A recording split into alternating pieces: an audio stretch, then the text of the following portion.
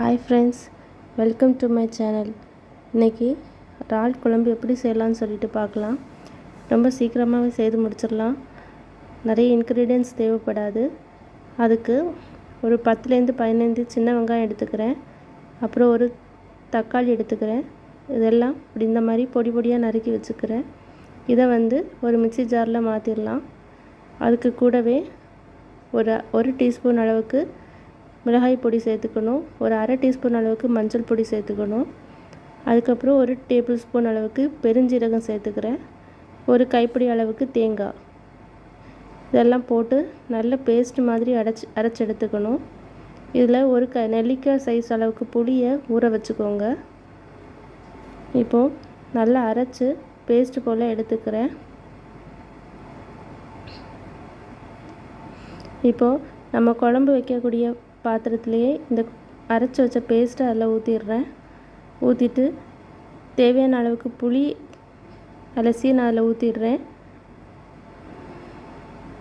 புளி தண்ணியும் சேர்த்துக்கிறேன். சேர்த்துட்டு தேவையான அளவுக்கு உப்பும் சேர்த்துக்கலாம். சேர்த்துட்டு நம்ம ஸ்டவ்வில் வச்சிடலாம். குழம்பு கொதிக்க ஆரம்பிக்கும் போது தான் நம்ம இறாலை அதில் ஆட் பண்ணணும். இப்போது ஒரு பச்சை மிளகாய் அதில் நீல வாக்கில் கட் பண்ணி அதில் சேர்த்துக்கலாம். இதில் கருவேப்பிலை இருந்தால் கொஞ்சம் கருவேப்பிலையும் அதில் போட்டுக்கோங்க. இப்போ நான் ஸ்டவ் ஆன் பண்ணி குழம்பு அடுப்பில் வச்சிடுறேன். வச்சுட்டு எனக்கு மண் சட்டியில் வைக்கிறது ரொம்ப பிடிக்கும்னால குழம்பு நான் மண் சட்டியிலே மாற்றிடுறேன். மாற்றிட்டு கொதிக்க வைக்கிறேன். குழம்பு மண் சட்டியில் வச்சா இன்னும் டேஸ்ட் அதிகமாக இருக்கும். இப்போ குழம்பு கொதிக்க ஆரம்பிச்சிட்டு இந்த டைமில் நம்ம க்ளீன் பண்ணி வச்சுருக்க இறாலை அப்படியே போட்டுறேன். நான் இறாலோட தலை மேலே உள்ள அந்த முள் மட்டும் கட் பண்ணி எடுத்துகிட்டு தலையோடு தான் போடுவேன். தலையோடு போட்டு பாருங்கள், ரொம்ப டேஸ்ட்டு நல்லாயிருக்கும். அது தலை சாப்பிட்றதுக்கு அவ்வளோ நல்லாயிருக்கும். ஃபஸ்ட்டு எங்களுக்கும் தெரியாது இறால் தலை எடுக்கணுமான்ட்டு. ஆனால் அதை வச்சு பார்த்தப்பறம் அதோடய டேஸ்ட் ரொம்ப நல்லா இருந்துச்சு. குழம்பும் ரொம்ப ருசியாக இருந்துச்சு. இப்போ கொதி வந்த உடனே லைட்டாக ஸ்பூனை வச்சு இலக்கி விட்டுக்கோங்க. இந்த டைமில் உப்பு பார்த்துக்கலாம்.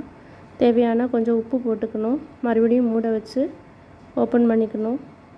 ரொம்ப நேரம் இறால் வேக வைக்கக்கூடாது, ரப்பர் மாதிரி ஆயிரும். இப்போ தேவையான அளவுக்கு உப்பு போட்டுடுறேன். போட்டுட்டு ஒரு மிக்ஸ் பண்ணிவிட்டு ஒரு 5 நிமிஷம் அதை மூடி வச்சா போதும். மூடி வச்சுட்டு தீயை சிம்மில் வைங்க.